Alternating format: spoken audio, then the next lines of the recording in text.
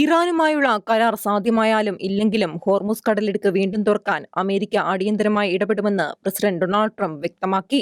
പാകിസ്ഥാൻ തലസ്ഥാനമായ ഇസ്ലാമാബാദിൽ ഇറാനുമായുള്ള നിർണായക ചർച്ചകൾ നടക്കുന്ന സാഹചര്യത്തിലാണ് ട്രംപിന്റെ പ്രസ്താവന. ചർച്ചകളിൽ അമേരിക്കൻ പ്രതിനിധി സംഘം വിജയം കൈവരിക്കുമെന്നാണ് പ്രതീക്ഷയെന്നും ചർച്ചകളുടെ ഫലം കണ്ട ശേഷം തുടർ നടപടികൾ തീരുമാനിക്കുമെന്നും അദ്ദേഹം പറഞ്ഞു. ഹോർമുസ് കടലിടുക്ക് തുറക്കാൻ പ്ലാൻ ബിയുടെ ആവശ്യമില്ലെന്നും ഇറാന്റെ സൈനിക ശേഷി അമേരിക്ക തകർത്തു കഴിഞ്ഞെന്നുമാണ് ട്രംപിന്റെ അവകാശവാദം. ഇറാൻ ഒരിക്കലും ആണവായുധം കൈക്കലാക്കില്ലെന്ന് ഉറപ്പാക്കാനുള്ള അമേരിക്കയുടെ പ്രതിജ്ഞാബദ്ധത അദ്ദേഹം ആവർത്തിച്ചു. ലോകത്തിലെ അസംസ്കൃത എണ്ണയുടെ 1/5 കടന്നുപോകുന്ന സുപ്രധാന പാതയായ ഹോർമുസ് കടലിടുക്കിന്റെ നിയന്ത്രണം ഒഴിച്ചാൽ ചർച്ചകളിൽ ഇറാന്റെ പക്കൽ മറ്റു തുറപ്പുചീട്ടുകൾ ഒന്നുമില്ലെന്നും ട്രംപ് പരിഹസിച്ചു. അന്താരാഷ്ട്ര ജലപാതകൾ തടഞ്ഞുകൊണ്ട് ലോകത്തെ ബ്ലാക്ക്മെയിൽ ചെയ്യുക എന്നതല്ലാതെ മറ്റൊരു മാർഗവും അവർക്ക് മുന്നിലില്ല.